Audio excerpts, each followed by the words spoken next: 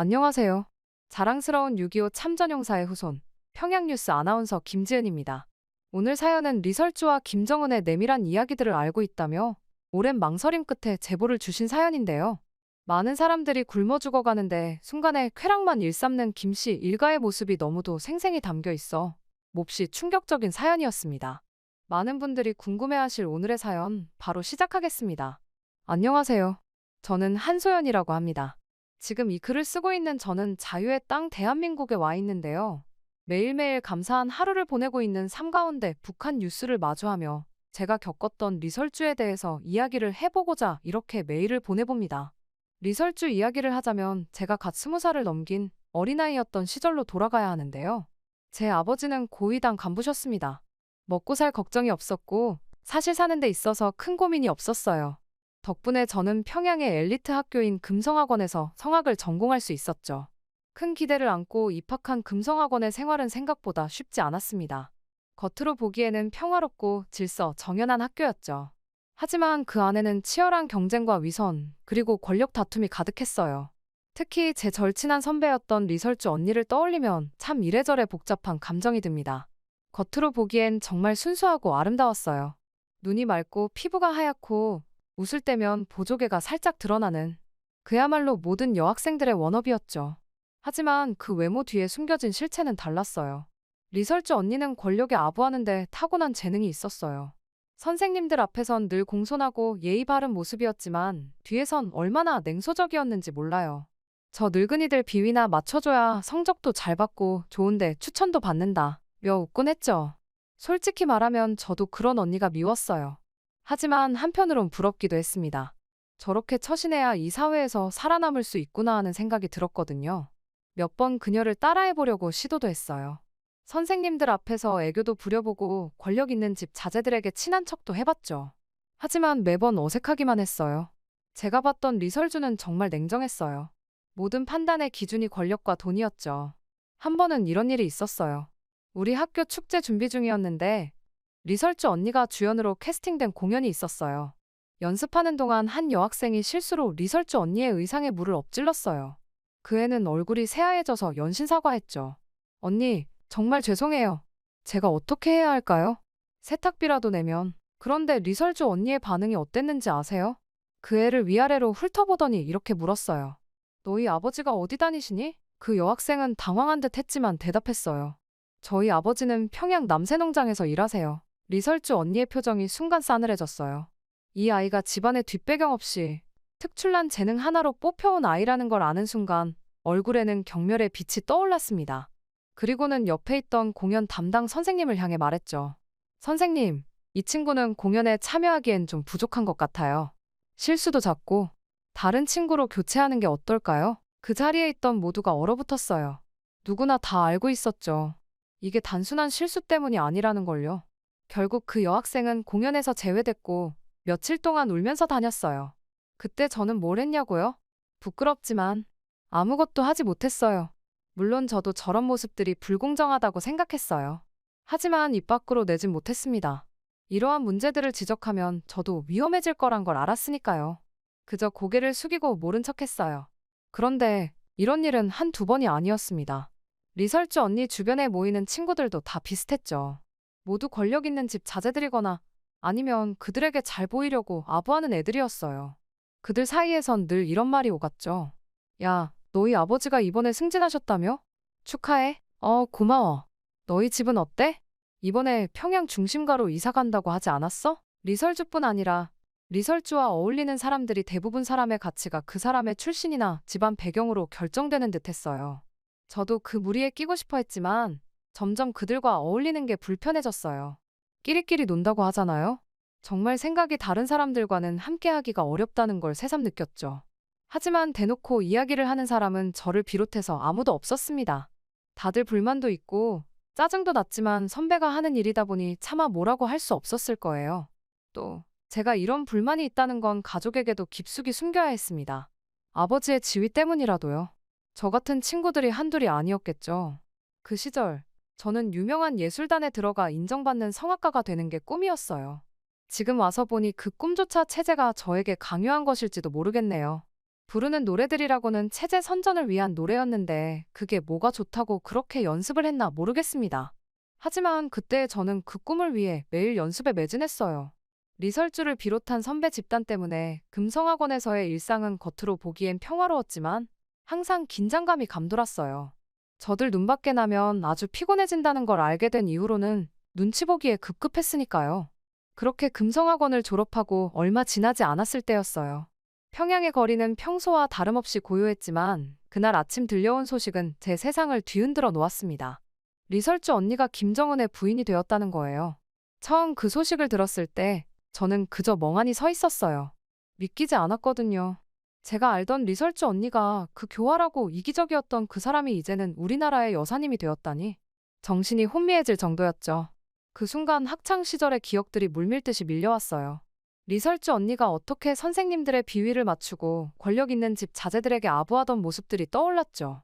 이런 사람이 이제는 우리나라를 대표하는 여인이 되었다니 머릿속이 복잡했어요. 한편으로는 역시 권력자들에게 잘 보여야 출세할 수 있구나라는 냉소적인 생각도 들었고, 다른 한편으로는 저런 사람이 권력을 갖게 되면 우리나라는 어떻게 되는 걸까? 하는 걱정도 되더라고요. 그렇게 며칠을 혼란스럽게 보내고 있을 때였어요. 갑자기 옛 금성학원 친구들에게 연락이 왔어요. 리설주 언니가 우리를 자신의 새 집으로 초대했다는 거예요. 처음에는 그게 무슨 소리인가 싶었죠. 이제는 감히 범접할 수 없는 존재가 된 그 사람이 우리 같은 평범한 옛 친구들을 초대한다니 말이에요. 솔직히 말하면 처음에는 가고 싶지 않았어요. 리설주 언니에 대한 복잡한 감정들도 있었고 무엇보다 두려웠거든요. 최고 권력자의 집에 간다는 것 자체가 부담스러웠죠. 뭔가 실수라도 하면 어쩌나, 혹시 감시를 당하는 건 아닐까 하는 생각에 밤잠을 설치기도 했어요.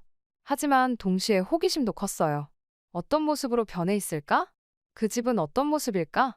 그리고 어쩌면 이게 내 인생의 전환점이 될 수도 있지 않을까? 이런 생각들이 꼬리에 꼬리를 물고 이어졌죠. 결국 저는 초대에 응하기로 했어요. 지금 생각해보면 그때의 결정이 제 인생을 완전히 바꿔놓았네요. 만약 그때 가지 않았다면 저는 아마도 여전히 북한에서 살고 있었을 거니까요. 초대 당일, 저는 아침부터 준비에 한창이었어요. 어떤 옷을 입어야 할지, 어떤 말을 해야 할지 계속 고민했죠. 평소에는 별로 신경 쓰지 않던 것들인데 그날은 유독 모든 게 신경 쓰이더라고요. 집을 나서는 순간 아버지가 저를 불렀어요. 소연아, 조심해라. 내가 뭘 보고 듣든 함부로 말하지 마라. 아버지의 말씀에 고개를 끄덕이긴 했지만 그때는 그 말씀의 진정한 의미를 이해하지 못했네요. 리설주 언니의 집으로 가는 길, 제 마음은 복잡했어요. 한편으로는 인민들 중 상위 0.001%만 출입하는 곳을 간다는 설렘도 있었지만 다른 한편으로는 알 수 없는 불안감에 휩싸였죠. 그 집 문 앞에 서서 초인종을 누르는 순간 제 인생이 완전히 바뀌게 될 거라는 걸 전혀 예상하지 못했어요. 리설주 선배의 저택에 도착했을 때 저는 그저 압도될 뿐이었습니다. 화려한 장식들, 고급스러운 가구들, 마치 외국 영화에서나 본 듯한 풍경이 눈앞에 펼쳐졌어요. 우리가 살던 집과는 너무나 달랐죠. 아버지가 당 간부임에도 불구하고 우리 집은 이렇게까지 호화롭지 않았거든요. 현관문을 열고 들어서자 리설주 선배가 우리를 반갑게 맞아주었어요. 어서 와요, 다들. 편하게 있다 가세요. 그녀의 미소는 여전히 아름다웠지만 왠지 그 미소 뒤에 뭔가 숨겨진 것 같다는 느낌을 지울 수 없었어요. 예전에 리설주 선배와는 뭔가 달랐거든요. 우리는 거실에 모여 이야기를 나누고 있었어요. 그때 갑자기 귀여운 강아지 한 마리가 제 발치로 달려왔죠. 북조선에서 개를 애완동물로 키우는 건 정말 흔치 않은 일이에요. 특히 이 강아지는 반짝이는 털과 통통한 몸매로 보아 분명 특별 대우를 받고 있는 게 분명했어요. 강아지를 보는 순간 가슴이 답답해졌어요. 개새끼가 사람 새끼보다 팔자가 좋네? 한숨이 절로 나왔죠. 이 강아지 한 마리가 먹는 양이면 북한 주민들 5명은 배불리 먹을 수 있을 텐데. 그런 생각이 들자 마음이 복잡해졌어요. 그때 갑자기 그 강아지가 제 구두를 물고 달아나는 거예요. 저도 모르게 그 뒤를 쫓아갔죠. 강아지를 따라 복도를 지나 계단을 내려가다 보니 어느새 지하실에 와 있더라고요. 어두컴컴한 지하실은 으스스한 분위기였어요. 그때 리설주 선배가 이 집에 도착하자마자 주의를 줬던 게 떠올랐어요. 지하에는 절대 내려가지 마세요. 그 말이 계속 귓가에 맴돌았죠. 하지만 아끼던 구두를 그냥 포기할 순 없었어요. 게다가 맨발로 집에 돌아갈 순 없잖아요? 어쩌지 고민하다 문득 누군가 절 발견할까봐 겁이 났어요. 돌아가려는 찰나 반쯤 열린 문이 들어왔어요.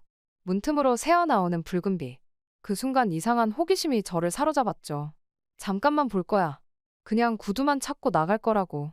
스스로를 다독이며 조심스레 문을 열었어요. 그리고 그 순간 믿을 수 없는 광경이 제 눈앞에 펼쳐졌습니다. 방 안은 마치 외국 영화에서나 본 듯한 모습이었습니다. 벽면을 가득 채운 큰 모니터, 이상한 모양의 가구들, 그리고 침대. 하지만 그건 평범한 침대가 아니었습니다. 가죽으로 덮인 채 여기저기 고리가 달려 있었죠. 벽에는 채찍이나 수갑 같은 도구들이 걸려 있었고, 선반에는 일본어로 쓰인 이상한 물건들이 가득했습니다. 그리고 여기저기 널브러진 휴지에 야한 속옷까지. 아주 난리도 아니어서 더 기괴하게 느껴졌죠. 숨이 막혔습니다. 이게 대체 무슨 곳인지 머릿속이 하얘졌습니다. 그때 갑자기 발걸음 소리가 들렸습니다. 순간 패닉에 빠진 저는 커다란 옷장 안으로 뛰어들어갔습니다. 심장이 터질 듯이 뛰었죠. 문이 열리고 누군가 들어왔습니다. 옷장 문틈으로 보니 나이 지긋한 여성이었습니다. 가정부 같았죠. 그분은 한숨을 쉬며 중얼거렸습니다. 아이고, 어젯밤에도 또 난리였구만. 이걸 언제 다 청소하나? 그 순간 제가 숨쉬는 소리에 가정부가 눈치를 챈 것 같았습니다. 거기 누구 계십니까? 더 이상 숨을 수 없다는 걸 깨닫고 저는 떨리는 목소리로 대답했습니다. 제가 길을 잃어서 여기 들어와 있습니다. 죄송합니다. 옷장에서 나오자 가정부는 저를 놀란 눈으로 바라보셨습니다. 아이고, 여사님 손님이시구만. 그런데 동무, 여기는 왜 오셨습니까? 위험한 곳인데 말입니다. 저는 눈물이 날 것 같았습니다. 죄송합니다.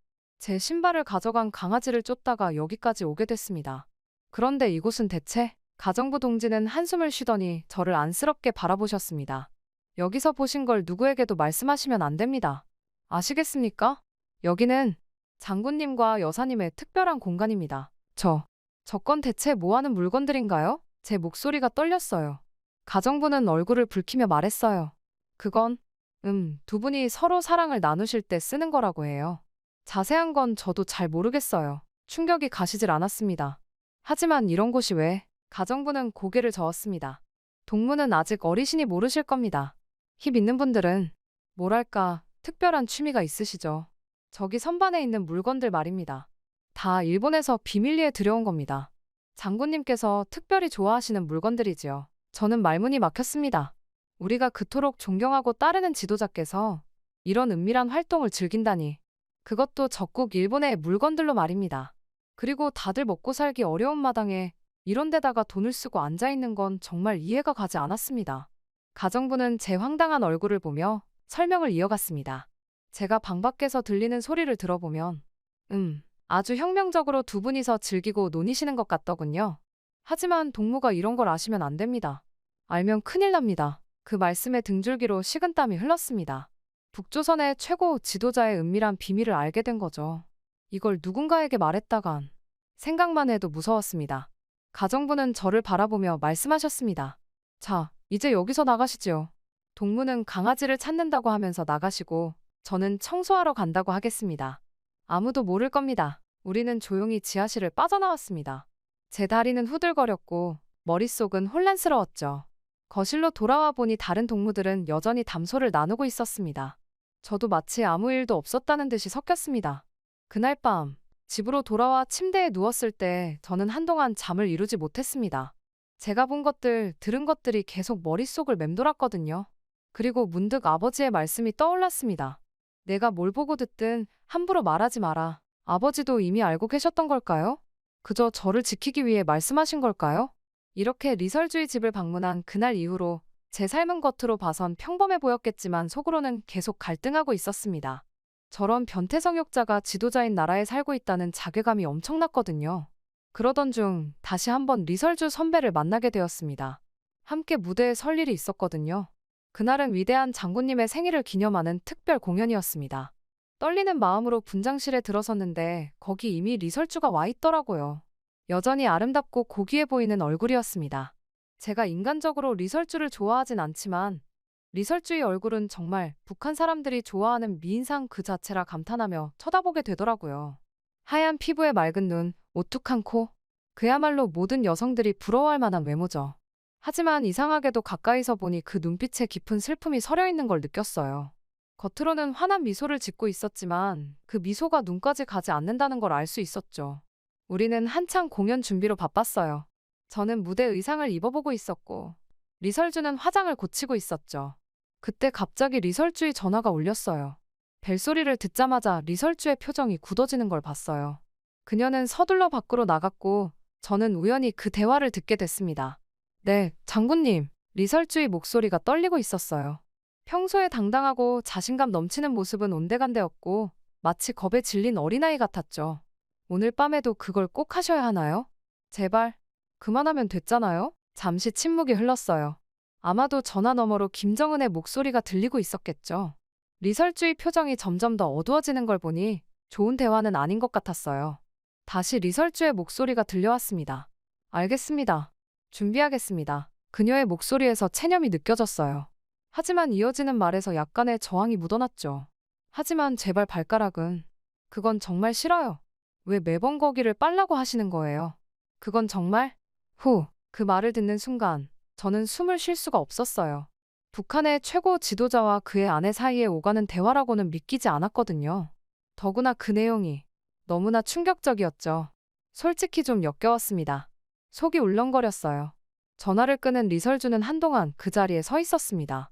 그리고 갑자기 훌쩍이는 소리가 들렸습니다.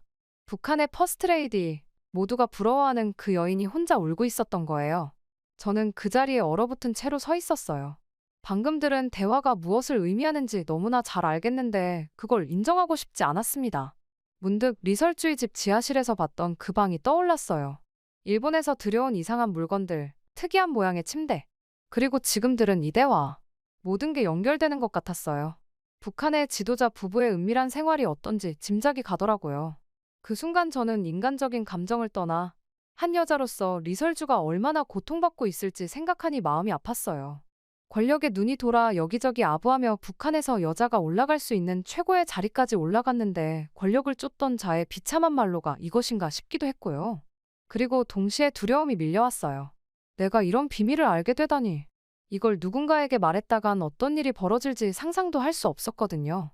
잠시 후 리설주가 다시 분장실로 들어왔어요. 눈가는 붉게 충혈되어 있었지만 얼굴에는 여전히 미소를 띠고 있었습니다. 소연 동무, 준비는 다 됐나요? 저는 겨우 대답했어요. 네, 준비 다 됐습니다. 무대에 오르기 전 저는 리설주의 모습을 다시 한번 살펴봤어요. 화려한 의상과 완벽한 화장 뒤에 숨겨진 그녀의 고통이 보이는 것 같았습니다. 그 순간 제가 내심 부러워하기도 했던 그녀의 삶이 얼마나 고통스러운 것인지 깨달았어요.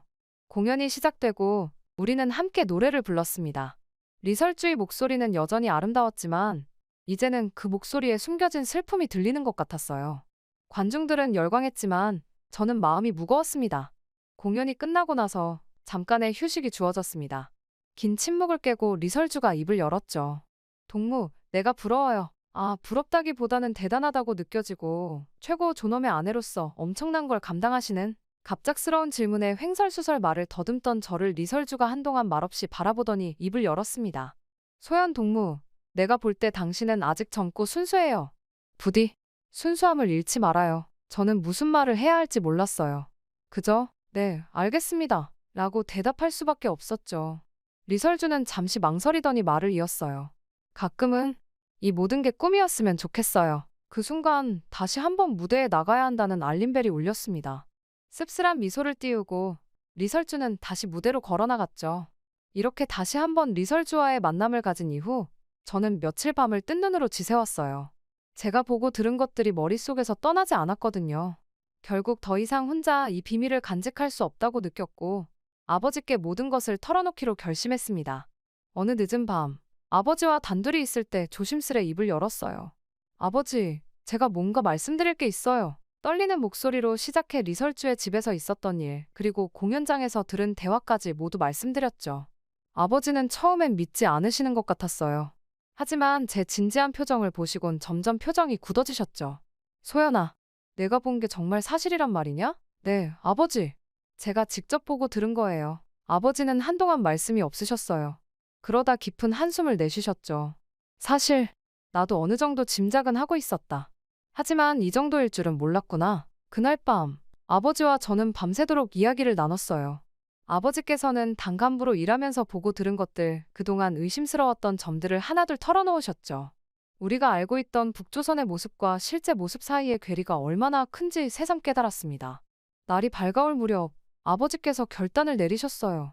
소연아, 우리 여기를 떠나야겠다. 그 말씀에 저는 놀라 눈을 크게 떴어요. 아버지, 정말 탈북을 하신다는 건가요? 아버지는 고개를 끄덕이셨어요. 더 이상 이런 거짓된 체제 속에서 살 수는 없구나. 내 미래를 위해서라도 우리는 떠나야 해. 그날부터 우리 가족의 삶은 180도 바뀌었어요. 겉으로는 평범한 일상을 살아가는 척했지만 비밀리에 탈북 준비를 시작했죠. 아버지의 인맥을 총동원해 탈북 루트를 알아보고 필요한 돈을 모았어요. 매 순간이 긴장의 연속이었죠. 드디어 출발의 날이 왔어요. 한밤중에 조용히 집을 나섰죠. 국경으로 향하는 길은 정말 험난했어요. 숨 막히는 순간도 여러 번 있었고 국경 수비대에게 들킬 뻔한 아찔한 경험도 있었죠. 하지만 우리는 포기하지 않았어요. 강을 건너는 순간 저는 눈물을 참을 수 없었어요. 지금까지 살아온 곳을 떠난다는 슬픔, 새로운 삶에 대한 두려움과 기대가 뒤섞인 복잡한 감정이었죠. 하지만 동시에 이상한 해방감도 느꼈어요. 중국에서의 시간은 또 다른 도전의 연속이었어요. 늘 불안에 시달렸고 언제 북송될지 모른다는 공포 속에서 살았죠. 하지만 우리는 서로를 의지하며 버텼어요. 그리고 마침내 한국행 비행기에 오를 수 있었죠. 인천공항에 도착했을 때 저는 믿기지 않았어요. 이제 정말 자유의 땅을 밟은 거구나. 그 순간의 감격은 말로 표현할 수 없었죠. 하나원에서의 시간을 거쳐 우리는 드디어 새로운 삶을 시작했어요. 처음엔 모든 게 낯설고 어려웠죠. 언어도, 문화도, 사람들의 사고방식도 달랐으니까요. 하지만 우리는 열심히 적응해 나갔어요. 지금 저는 대학에 다니며 제 꿈을 향해 한 걸음씩 나아가고 있어요. 아버지는 새로운 일자리를 찾아 열심히 일하고 계시고 어머니도 조금씩 이곳 생활에 적응해 가고 계세요. 가끔 북에 두고 온 친구들과 가족들 생각에 마음이 아플 때도 있어요. 하지만 언젠가 그들도 자유를 만끽할 수 있는 날이 오리라 믿어요. 그때까지 저희 가족은 이곳에서 열심히 살아갈 거예요. 이제 저는 제 목소리로 자유로운 노래를 부르고 제대로 된 자유를 누리게 된 것에 너무나 큰 감사함을 느낍니다. 지도자 같지도 않은 지도자 밑에서 신음하는 북한의 동포들이 하루빨리 자유를 찾았으면 하는 바람입니다. 겉보기와는 다른 리설주의 모습에 너무나 놀라움을 금치 못한 오늘의 사연이었는데요. 오늘도 이렇게 보내주신 사연을 통해 대한민국의 자유와 평화의 감사를 느낄 수 있었던 시간이었습니다. 오늘의 사연은 받아보고 깜짝 놀랐는데요. 바로 북한에서 특수 임무를 받아 간첩으로 남한에 오셨던 분의 사연입니다. 그 어느 곳에서 제대로 털어놓지 못한 이야기를 오늘 진솔하게 전달하고 싶으시다는데요. 이번 사연을 통해 생각보다 우리 주위에 많은 간첩이 있을 수도 있겠구나 하는 생각을 하게 되었습니다. 오늘의 충격적인 사연 끝까지 들어주시면 감사하겠습니다. 안녕하세요. 제 이름은 윤서아입니다. 오늘 여러분께 제 이야기를 들려드리려고 해요. 가족들도 전혀 모르고 죽어간 제 이야기를 익명이지만 이렇게 털어놓으려고 하니 참 떨리는데요. 저는 올해 23살이고 대한민국에서 두 번째 삶을 살아가고 있습니다. 저는 평범한 노동자 가정에서 태어났어요. 어릴 때부터 언어와 체육에 재능이 있어서 학교에서 항상 두각을 나타냈죠. 16살쯤이었던 것 같습니다. 어느 날 갑자기 낯선 사람들이 찾아와 저를 데려갔습니다. 부모님도 저도 무슨 일인지 몰랐어요. 그저 국가를 위해 중요한 일을 하게 될 거라는 말뿐이었죠. 강압적인 분위기, 당에서 나왔다는 말, 그리고 더 묻지 말고 위대한 영도자 김정은 장군님을 위해 헌신하는 것이니 영광으로 알라는 말 한마디와 함께 저는 어딘지도 모르는 곳으로 끌려갔어요. 나중에 알고 보니 그곳이 대남훈련소였습니다. 그곳에서 저는 인간 병기가 되는 훈련을 받기 시작했어요. 처음에는 너무 무서웠습니다. 하루하루가 생과 사를 오가는 것 같았어요. 훈련은 정말 혹독했습니다. 체력 단련은 기본이고 언어, 행동, 나만의 문화와 역사까지 모든 것을 완벽히 익혀야 했어요. 특히 기억에 남는 건 야동 교육이었습니다. 처음엔 너무 당황스럽고 부끄러웠지만 이게 임무 수행을 위해 필요하다고 했어요. 40분 동안 영상을 보고 나면 교관이 질문을 했죠. 오늘 여자가 뭐 했어? 어떤 소리를 냈어? 이런 질문들에 대답하지 못하면 체벌이 기다리고 있었어요. 이게 임무에 필요하다고 하는데 도무지 이해가 가지 않았습니다. 체력 훈련, 군사 훈련이야 이해가 간다고 해도 대체 제가 왜 이런 걸 봐야 하는지 이해를 할 수 없었죠. 또 다른 특별한 훈련은 암살 기술이었습니다. 젓가락으로 목표물을 정확히 맞추는 연습을 했어요. 처음엔 말도 안 된다고 생각했지만 시간이 지나면서 점점 실력이 늘었습니다.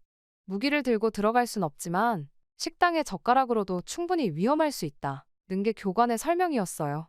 손에 쥔 모든 것을 무기로 사용할 줄 알아야 하고 유사시에는 스스로 목숨을 끊을 줄도 알아야 한다고 했어요. 제가 원하지도 않는데 이렇게 끌려와 목숨을 내놓고 남한에 가야 한다는 것이 믿어지지 않았습니다. 나라를 위해 제가 원하지도 않는 남자와 잘 수도 있어야 하고 죽을 수도 있어야 한다니. 그렇게 했을 때 제게 주어지는 건 무엇인지 단 한마디 말도 없었고요. 그렇게 2년의 시간이 흘렀습니다. 저는 완벽한 간첩으로 거듭났어요. 하지만 그 과정에서 제 영혼의 일부를 잃은 것 같았습니다. 순수했던 제 모습은 어디로 갔는지, 친구들과 학교에서 웃고 떠들던 제 모습은 이미 아득히 기억 저편으로 사라진 지 오래였습니다. 드디어 남한행 날짜가 잡혔던 그날을 아직도 생생히 기억합니다. 제 임무는 방위산업체에 취직해 군사 기밀을 빼내는 것이었죠. 가슴이 두근거렸어요. 두려움과 공포에 사로잡힌 채 국경을 넘어 이미 활동하고 있는 간첩들의 도움을 받아 저는 남조선, 아니 남한으로 침투했습니다. 그렇게 저는 대한민국의 한방위산업체에서 연구원으로 일하게 되었어요. 겉으로는 대학원생이었지만 실제로는 북한이 원하는 정보를 캐내야 하는 이중 스파이였죠. 매일이 고개 같았어요. 한순간의 실수도 용납되지 않았습니다. 엄마처럼 저와 함께 지내는 사람은 저보다 먼저 들어온 선배님이었어요. 서로가 서로를 감시해야 했기에 단 한순간도 편하지 않았습니다. 그래도 눈에 들어오는 게 있었어요. 남한은 정말 놀랍도록 자유롭고 풍요로웠어요. 처음으로 제 의지대로 살아보고 싶다는 욕망이 생겼습니다. 거짓이긴 하나 회사에 취직한 평범한 남한의 직장인이 된 삶을 산다는 건 제 마음을 엄청나게 흔들어 놓았죠. 동료들과 웃고 떠들며 보내는 시간들, 밤늦게까지 술 한 잔 기울이며 나누는 대화들. 이런 소소한 행복이 북한에서는 상상도 할 수 없었죠. 그럼에도 불구하고 제 마음 한구석엔 늘 불안감이 자리 잡고 있었어요. 언제 들통날지 모른다는 두려움, 북에 남은 가족들에 대한 걱정. 이런 감정들이 저를 괴롭혔습니다. 때로는 이렇게 자유를 만끽하는 제 자신이 이기적으로 느껴지기도 했어요. 그 시절을 돌이켜보면 제 마음속에는 항상 갈등이 있었습니다. 한편으로는 새로운 세상에 대한 호기심과 자유에 대한 갈망이 있었고, 다른 한편으로는 임무에 대한 부담감과 고향에 대한 그리움이 있었죠. 이 복잡한 감정들 사이에서 저는 매일 밤 잠들기 전 제 정체성에 대해 고민했습니다. 과연 나는 누구인가? 내가 하는 일은 옳은 것인가? 이런 질문들이 끊임없이 제 마음을 괴롭혔어요. 첫 임무를 받은 지 6개월, 드디어 목표물과 접촉할 때가 왔습니다. 강준호 대령, 35세. 주요 군사 기밀을 다루는 인물이었죠. 며칠간 그의 일과를 파악했어요. 주말 아침이면 언제나 집 근처 카페에 와서 브런치를 즐기는 사람이었죠. 계획을 세웠습니다. 우연한 만남을 가장하기로 했죠. 그날 아침, 저는 평소보다 화장을 조금 더 신경 써서 했어요. 훈련받은 대로 그의 시선을 사로잡을 만한 옷차림도 골랐고요. 카페에 도착하자 심장이 마구 뛰었습니다. 실수하면 안 돼, 계속 되뇌었어요. 그리고 잠시 후 준호 씨가 들어왔습니다. 그가 커피를 주문하고 자리를 찾는 동안 저는 태연히 책을 읽는 척했어요. 타이밍을 노려 계산대로 향했죠. 그때 일부러 그와 부딪혔어요. 아, 죄송합니다. 당황한 듯 연기했어요. 준호 씨는 미소 지으며 괜찮다고 했죠. 그 미소의 순간 얼어붙었어요. 예상보다 더 따뜻하고 부드러웠거든요. 우연을 가장해 대화를 시작했어요. 그런데 혹시 군인이신가요? 그는 조금 놀란 듯 했지만 이내 부드럽게 대답했죠. 네, 맞아요. 어떻게 아셨어요? 아, 말투가 묘하게 군인 같으셔서요. 그리고 제가 군사 기술에 관심이 많아서요. 지금 방위산업체에서 인턴으로 일하고 있거든요. 이렇게 대화에 물꼬를 텄어요. 그 후로 우리는 자주 만나게 됐어요. 처음엔 단순히 임무 때문이었죠. 하지만 시간이 지날수록 준호 씨의 따뜻함과 지성에 진심으로 끌렸어요. 어느 날 한강공원을 산책하다 비를 만났어요. 준호 씨가 재빨리 우산을 폈고 우리는 그 좁은 공간에 함께 있게 됐죠. 그의 체온이 느껴졌어요. 심장이 터질 것 같았죠. 그때 준호 씨가 제 어깨를 감싸 안았어요. 감기 걸리면 안 되니까. 그 말에 온몸에 전율이 흘렀어요. 하지만 동시에 죄책감도 커져갔어요. 매일 밤 북한의 지령을 떠올리며 괴로워했죠. 1개월 내 주요 군사 정보를 입수하라. 이 말이 머릿속에서 떠나지 않았어요. 저와 함께 지내는 선배는 매일같이 제가 준호 씨와 무엇을 하고 무엇을 알아냈는지 캐물었습니다. 그럴 때마다 지금은 알아가는 중이며 의심을 사면 안 되니까요. 저라는 여자에게 푹 빠지게 만드는 중이라며 웃어넘겼지만 속은 썩어 들어가고 있었어요. 밤마다 악몽에 시달렸습니다. 꿈에서 북한의 상관들이 저를 추궁하고 가족들이 고통받는 모습이 보였죠. 식은땀을 흘리며 깨어날 때마다 현실이 더 무서웠어요. 준호 씨와 데이트를 할 때면 더 괴로웠습니다. 정말 보고 싶지만 보고 싶지 않은 사람이었어요. 그의 따뜻한 눈빛을 볼 때마다 가슴이 찢어질 것 같았거든요. 어느 날 그가 제게 말했어요. 서아야, 난 내가 정말 좋아. 평생 함께하고 싶어. 그 말에 눈물이 났어요. 기쁨? 슬픔? 뭐라고 표현해야 할지 모르겠어요. 시간은 점점 흘러갔고 북한에서의 압박은 더욱 심해졌어요. 매일 밤 거울을 보며 물었죠. 난 누구지? 북한의 간첩인가? 사랑에 빠진 여자인가? 제일 문제는 북에서 내려온 절 감시하는 조종자에게 성과를 보고했어야 한다는 것입니다. 윤서아, 6개월이나 지났는데 아직 눈에 띄는 성과가 없군. 조종자의 날카로운 목소리에 등줄기에 식은땀이 흘렀어요. 죄송합니다. 하지만 강준호 대령의 신뢰를 얻고 있습니다. 곧 중요한 정보를 얻을 수 있을 겁니다. 조종자가 불쑥 서류 하나를 내밀었어요. 이건 내 가족의 최근 사진이다. 그들의 안전은 내 성과에 달려있다는 걸 명심해라. 사진 속 부모님과 동생의 야윈 모습에 가슴이 찢어지는 것 같았어요. 눈물을 참으며 고개를 끄덕였죠. 알겠습니다.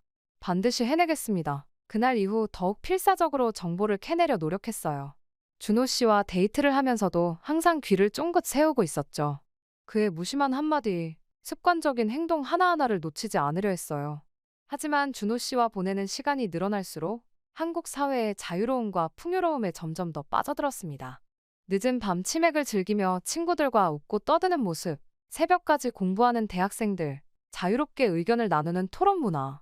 이런 것들을 경험할 때마다 북한에서의 삶과 비교하게 됐어요. 우리는 왜 이런 걸 몰랐을까? 마음속으로 중얼거렸죠.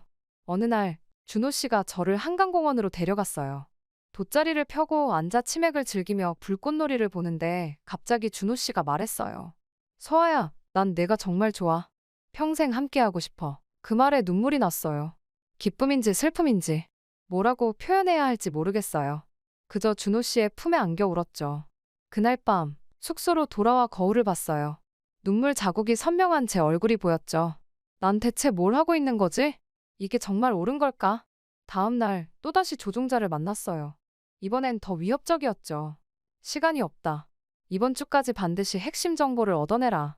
그렇지 않으면 너와 내 가족 모두 처벌받게 될 거다. 그 말에 온몸이 떨렸어요. 숙소로 돌아와 화장실에 숨어 울었죠. 준호 씨에 대한 사랑, 한국에서의 자유로운 삶, 북에 있는 가족에 대한 걱정. 이 모든 것들 사이에서 갈팡질팡했습니다. 밤마다 악몽에 시달렸어요. 준호 씨가 제 정체를 알고 절 체포하는 꿈, 북한에서 가족들이 고문당하는 꿈. 잠에서 깨면 온몸이 땀으로 젖어 있었죠. 준호 씨도 제 상태를 눈치챘어요. 서아야, 너 요즘 많이 안 좋아 보여. 무슨 일 있어? 대답하고 싶었어요. 모든 걸 털어놓고 싶었죠. 하지만 할 수 없었어요. 그저 아무 말 없이 그의 품에 안겼죠. 제 업무 진척이 늦어지니 이제는 선배 감시자는 준호 씨를 인질로 협박하기 시작했습니다. 준호 씨가 내 손에 쥐도새도 모르게 죽어나가는 걸 보고 싶지 않으면 똑바로 하라고요. 준호 씨를 구하려면 시키는 대로 했어야 했습니다. 준호 씨의 집으로 향하는 길, 제 마음은 무거웠어요. 그를 배신한다는 생각에 가슴이 찢어질 것 같았지만 그의 안전을 위해서라고 스스로를 위로했죠. 문을 열자 준호 씨가 환한 미소로 저를 맞이했어요. 서아야, 와줘서 고마워. 집 안으로 들어서자 놀라운 광경이 펼쳐졌어요. 촛불, 꽃, 그리고 샴페인. 준호 씨가 무릎을 꿇고 반지를 내밀었죠. 서아야, 나와 결혼해 줄래? 순간 모든 것이 멈춘 것 같았어요. 기쁨, 슬픔, 죄책감이 한꺼번에 밀려왔죠. 눈물이 흘렀어요. 준호 씨, 저는 말을 잇지 못했어요. 준호 씨는 제 반응을 기쁨의 눈물로 오해한 듯 했어요. 괜찮아, 서아야. 너무 놀랐지? 우리 천천히 얘기해보자. 우리는 샴페인을 마시며 이야기를 나눴어요. 제 머릿속은 복잡했죠. 한편으론 행복했지만 다른 한편으론 제가 해야 할 일을 생각하며 괴로워했어요. 준호 씨가 잠시 화장실에 간 사이 저는 그의 노트북을 봤어요. 비밀번호가 걸려있지 않았죠. 제 손이 키보드 위로 올라갔다가 멈췄어요. 이러면 안 돼. 그때 제 폰에 메시지가 왔어요. 북한의 조종자였죠. 시간이 없다. 지금 당장 정보를 보내지 않으면 너와 내가 사랑하는 사람 모두 위험해질 것이다. 온몸에 식은땀이 흘렀어요. 준호 씨가 위험해질 거란 생각에 저는 결국 USB를 꽂고 파일을 복사하기 시작했어요. 파일 전송이 끝나갈 무렵 준호 씨의 발소리가 들렸어요. 급하게 USB를 뽑고 노트북을 원래대로 해놓았죠. 서아야, 무슨 생각을 그렇게 해? 준호 씨의 목소리에 깜짝 놀라 돌아봤어요. 아, 아니에요. 그냥 우리 미래에 대해 생각하고 있었어요. 거짓말을 하는 제 자신이 너무나도 혐오스러웠어요. 하지만 이게 준호 씨를 지키는 유일한 방법이라고 믿었죠. 그날 밤, 준호 씨의 품에 안겨 잠들며 눈물을 흘렸어요. 미안해요, 준호 씨. 당신을 사랑해요. 하지만 이게 당신을 지키는 유일한 방법이에요. 다음 날, 숙소로 돌아오자 전화가 한 통 걸려왔습니다. 조종자였죠. 북한으로 돌아올 것, 식은땀이 흘렀어요. 이제 정말 선택해야 할 때가 온 거죠. 며칠 후, 회사 앞에 마중을 나온 준호 씨를 만났습니다. 그는 환한 미소로 저를 반겨주었죠. 서아야, 어머니께 언제 인사드리러 갈까? 널 어떻게 행복하게 해줄지 계획표라도 세워가야 하지 않을까? 어머니는 날 좋아하실까? 그 말에 가슴이 찢어지는 것 같았어요. 저는 억지로 미소 지으며 대답했죠. 네, 오빠. 곧 약속을 잡아볼게요. 하지만 마음속으로는 계속 괴로워했어요. 어떻게 해야 하지? 모든 걸 고백하고 새로운 삶을 선택해야 하나? 아니면 이렇게 조용히 북한으로 돌아가야 할까? 그날 밤, 잠을 이루지 못하고 뒤척였어요. 준호 씨에 대한 사랑, 북한에 있는 가족에 대한 걱정, 그리고 새로 경험한 자유로운 삶에 대한 갈망. 이 모든 것 사이에서 저는 갈팡질팡했습니다. 거울 앞에 서서 저 자신에게 물었어요. 난 누구지? 북한의 간첩인가? 사랑에 빠진 한 여자인가? 다음 날 아침 결심이 확고해졌습니다. 퇴근 후 만나기로 약속을 잡았죠. 그날 출근길은 느낌이 정말 달랐습니다. 오늘부로 모든 것이 바뀐다는 생각이었거든요. 출근을 해서 자리에 앉은 순간 갑자기 누군가가 제 어깨를 잡았어요. 놀라서 돌아보니 회사 보안팀이었어요. 윤서아 씨, 잠깐 저희와 얘기 좀 할 수 있을까요? 그 순간 온몸에 식은땀이 흘렀어요. 들켰구나. 이제 끝이구나. 하지만 동시에 이상한 안도감도 느껴졌어요. 더 이상 거짓말을 하지 않아도 된다는 안도감이었을까요? 보안팀을 따라가면서 휴대폰 문자 메시지를 확인했어요. 아침에 출근을 잘했냐며 파이팅하라는 상냥한 문자를 보자 눈물이 차올랐습니다. 국정원 본부로 이송되는 차 안에서 제 인생이 주마등처럼 스쳐 지나갔어요. 북한에서의 어린 시절, 간첩 훈련소에서의 고통스러운 나날들, 그리고 준호 씨와 함께했던 행복한 시간들까지. 조사실에 앉아 몇 시간을 기다렸을까요? 문이 열리고 2명의 요원이 들어왔어요. 윤서아 씨, 당신의 정체에 대해 모두 알고 있습니다. 떨리는 목소리로 대답했어요. 네, 모든 것을 말씀드리겠습니다. 밤새도록 이야기했어요. 북한에서의 삶, 간첩이 된 과정, 그리고 남한에서의 활동까지. 모든 것을 털어놓았죠. 그때 요원 중 한 명이 말했어요. 윤서아 씨, 당신에게 전해드릴 소식이 있습니다. 뭔가 불길한 예감이 들었어요. 당신이 간첩 훈련을 받던 시기에 이미 당신의 부모님은 영양실조로 사망하셨습니다. 그 말을 듣는 순간 온 세상이 무너지는 것 같았어요. 그동안 부모님을 위해 버텨왔는데 그들은 이미 세상에 없었다니. 동생은요? 제 동생은 어떻게 되었나요? 살아있나요? 동생은 코로나가 창궐하던 시기 사망을 했어요. 통곡하며 울었어요. 몇 시간을 울었는지 모르겠어요. 눈물이 마르고 나서야 깨달았죠.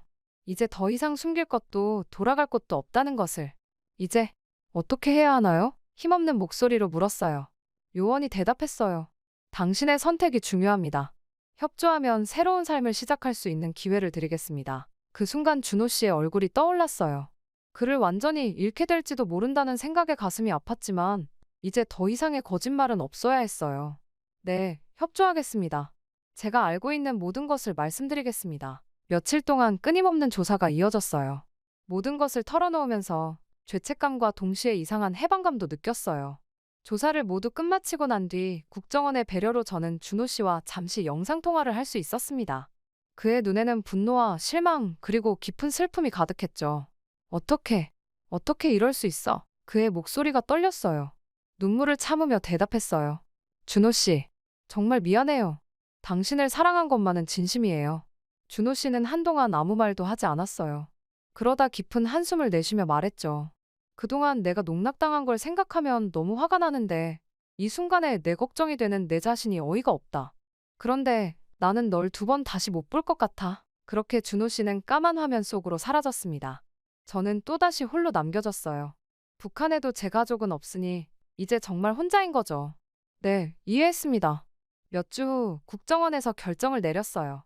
제공한 정보의 가치를 인정해 특별 사면을 받게 되었고, 새로운 신분으로 살아갈 기회를 얻었죠. 이제 저는 김서아라는 이름으로 새 삶을 시작했어요. 과거의 죄를 씻기 위해 북한 인권단체에서 일하기 시작했고, 탈북민들의 정착을 돕는 일도 하고 있어요.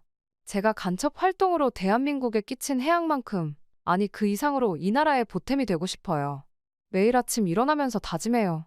오늘도 대한민국을 위해 살자. 탈북민들의 아픔을 듣고 그들이 이 사회에 적응할 수 있도록 돕는 일은 제게 큰 보람을 줍니다. 그들의 눈에서 희망을 볼 때마다 제 과거의 잘못을 조금씩 씻어내는 것 같아요. 준호 씨와는 아직 연락하지 못했어요. 언젠가 용서를 받을 수 있을까요? 모르겠어요. 하지만 그때까지 저는 제가 할 수 있는 최선을 다해 살아갈 거예요. 언젠가 준호 씨를 다시 만나게 된다면 당당히 말할 수 있기를 바랍니다. 저 이제 진짜 대한민국 국민으로 살고 있어요. 이것이 제 이야기입니다. 거짓과 배신으로 시작했지만 이제는 진실과 속죄의 길을 걷고 있는 한 여자의 이야기. 제가 저지른 잘못만큼, 아니 그 이상으로 이 나라와 국민들에게 보답하며 살아가고 있습니다. 이제 저는 진정한 대한민국 국민으로 살아가고 있어요. 아직 끝나지 않은 새로운 시작의 이야기입니다. 앞으로도 저는 이 나라를 위해 그리고 자유를 갈망하는 모든 이들을 위해 제 삶을 바칠 것입니다. 이것이 제가 선택한 속죄의 길이자 새로운 삶의 의미입니다. 우리 주위에 간첩이 있다는 생각을 한 번도 해본 적이 없는데 아주 가까이에 있을 수도 있다는 생각이 드는 사연이었습니다. 오늘도 이렇게 보내주신 사연을 통해 대한민국의 자유와 평화의 감사를 느낄 수 있었던 시간이었는데요. 내일도 좋은 사연으로 찾아오겠습니다. 모두 기분 좋은 하루 보내세요.